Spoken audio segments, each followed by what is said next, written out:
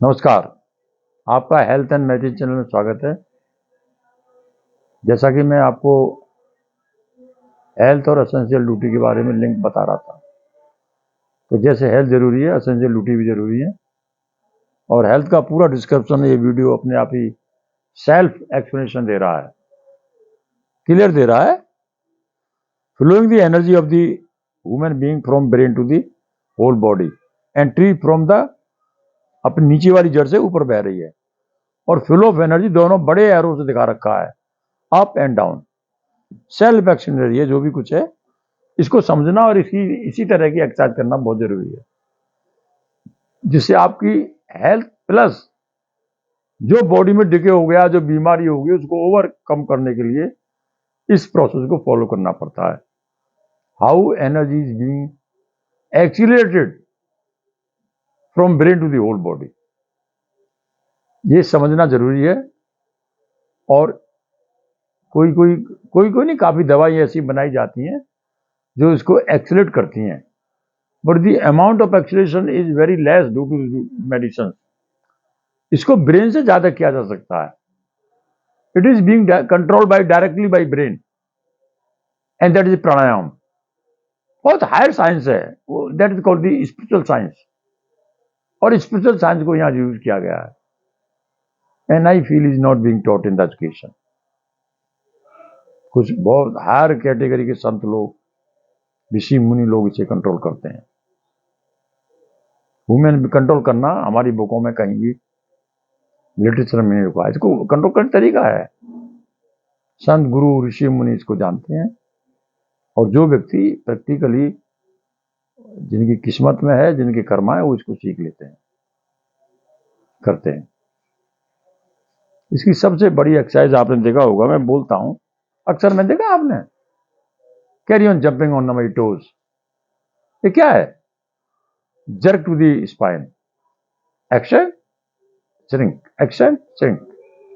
बोलता रहता। मैं तो घर पे भी रात को कभी कई बार मैं बोल चुका हूं, बार बार बोलने में अच्छा नहीं लगता है। रात को कभी टॉयलेट जाता कोई आता है, चलो यार 2 मिनट कर लो। उससे क्या है, फ्लो ऑफ एनर्जी होती है पूरी बॉडी में, ऐसे लगता है जैसे फ्रेशनेस, एनर्जी लेवल बढ़ गया हो। Actually this is the correct word to increase the energy level in the body. और आपने अपने घर में देखा, वो जो ओल्ड आदमी होते हैं, क्या होते हैं, बेचैनी से हु हा बुलाते हैं, अयोरी जयोरी, लाइक दिस, क्योंकि flow of energy control is not being stimulated, not being accelerated, not being regularized, not being similar. That's why problem होती है। वो एक्सरसाइज से करना चाहिए, प्राणायाम से करना चाहिए, हैबिट से करना चाहिए। और इसको मेंटेन करने के लिए हमें समाज में भी ठीक रहना चाहिए, अच्छी पुस्तकों को पढ़ना चाहिए और सत्संग करना चाहिए। मैं आपको अभी 2-1 प्राणायाम बताऊंगा और उसके बाद में फिर आपको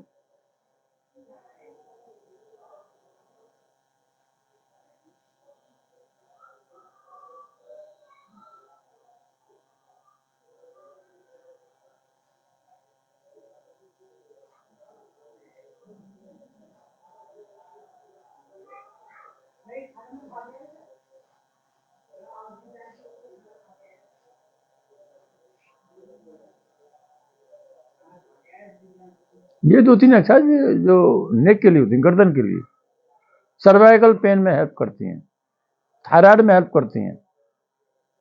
ये जो अपर पोर्शन, ये भी शोल्डर फ्रोजन में भी हेल्प करती हैं।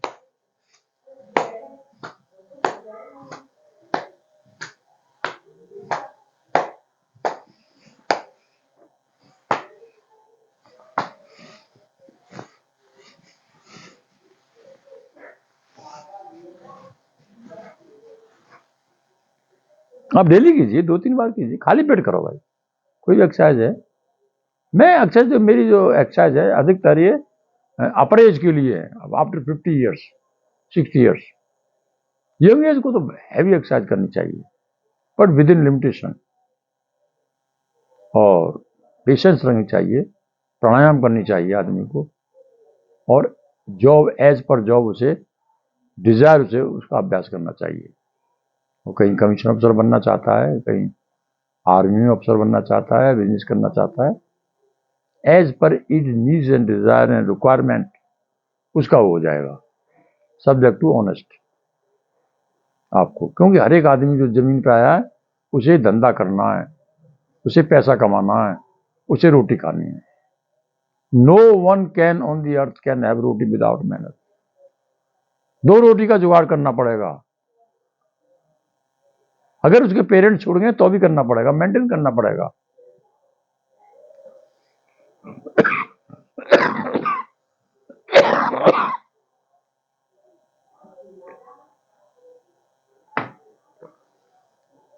बिना उसके किसी आदमी का काम नहीं चलता। ये करनी चाहिए। और एक्युमुलेशन ऑफ द प्रॉपर्टी इतना करो which is required, not beyond the limits. Above and extra accumulation, दूसरे का अधिकार लेकर के एक्युमुलेशन करना, वो पाप के समान है। भगवान महावीर ने तो कहा है कि इवन इट इज इतना पाप का समान है, मोर देन दी मर्डर। जैसे किसी आदमी को मर्डर कर दिया है, क्योंकि भगवान ने हमें सब बराबर भेजा है यार। लड़का हो लड़की, all are equal. We are the son and daughter of the God. हम सब उसकी औलाद है भगवान की। जिसको हमने भेजा उसने हमारी ये डिजायर चीज पहले भेज दी जो हमें चाहिए। आपने सोचा हमारे पास टाइम ही नहीं है, हमें तो किसी के माल कैसे हड़पे हम। देखते हैं समाज में क्या कह रहा है, मीडिया कह रहा है इतना पैसा करो, और वो यार इतना तो किसी के पास भूसा भी नहीं होता जितना लोगों ने पैसा इकट्ठा कर रखा है। Is it required in the life? नहीं, किसी को रोटी खाने को नहीं है, किसी ने पैसा यार कमा लिया हो गया, और ज्यादा बोलोगे तो गोली मार देगा। मुझे तो ऐसा लगता है कोई दूसरी दुनिया होनी चाहिए जहां पर हम जिए। इस तरह का देखते हुए मैं तो यही कहूंगा कि हमको जो है, हमको ये जीने के लिए, ये करने के लिए रिक्वायर्ड लेवल की चीजें होनी चाहिए, और हमको इसके लिए सोच समझ के कार्य करना चाहिए। अदरवाइज ऐसे नहीं, हम दूसरों को तो भाषण दे रहे हैं और खुद गंदे काम कर रहे हैं। तुलसीदास जी ने ऐसे लोगों के लिए लिख दिया है, पर उपदेश कुशल बहु तेरे, जे आचरण ते नर न गनेरे।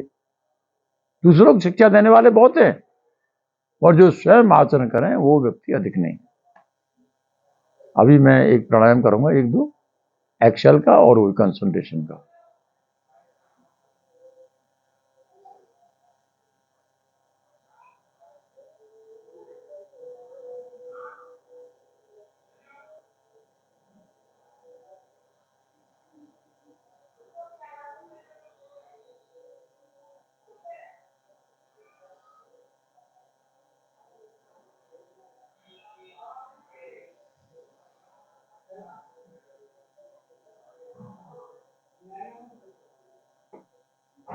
सांस अपने आप आ रही है जा रही है, कुछ मत करें आप, वॉच करें बस कि बाहर निकली है कि अंदर गई है।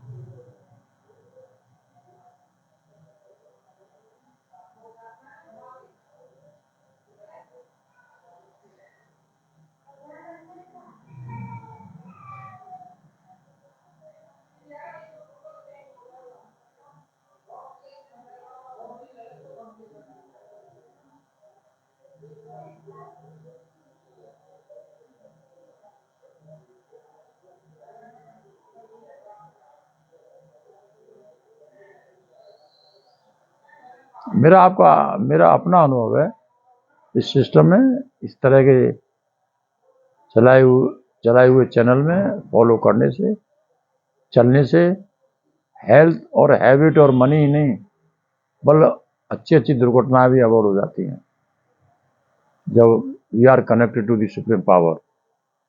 हमारा जब कंसर्न हो जाता है, कर्मों से कट जाता है, तो हमारी लाइफ स्टाइल ही चेंज हो जाती है। आज के लिए इतना, बाकी कल। थैंक यू एंड नमस्कार।